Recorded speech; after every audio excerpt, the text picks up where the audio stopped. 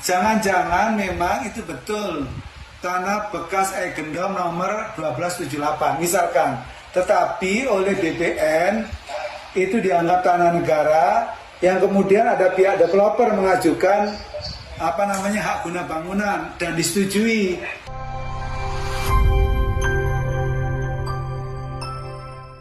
Oleh warga yang membeli itu kan mau diajukan pemecahan menjadi masing-masing warga, mungkin juga mau ditransaksikan ke pihak lain misalkan.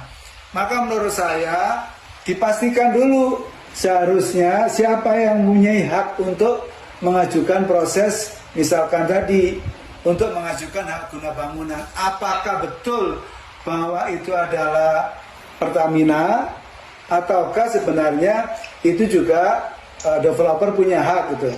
Maka itu harus saling membuktikan.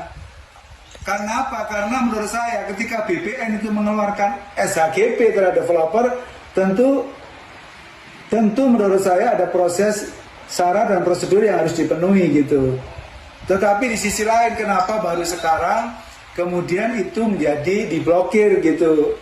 Padahal ini kan diproses melalui BPN, tapi BPN juga yang blokir mungkin atas permintaan Pertamina gitu.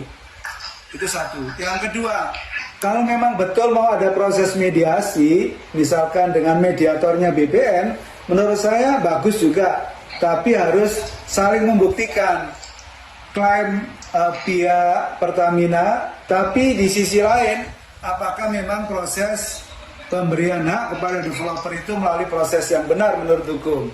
Karena sudah dikeluarkan SHGP.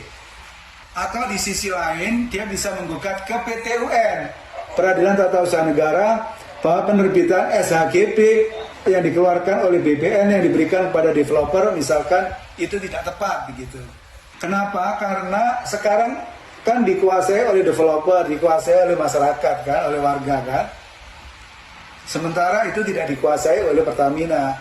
Sehingga kalau dari hasil mediasi ternyata tidak memuaskan, tentu para pihak bisa mengajukan tadi gugatan ke pengadilan negeri terkait dengan apa yang disebut sebagai pembatalan pemberian hak yang dianggap tidak tepat begitu. Kalau misalkan tidak dipandang tidak cukup, ya bisa saja diajukan gugatan ke PT UN bahwa penerbitan SHGP itu adalah tidak tepat.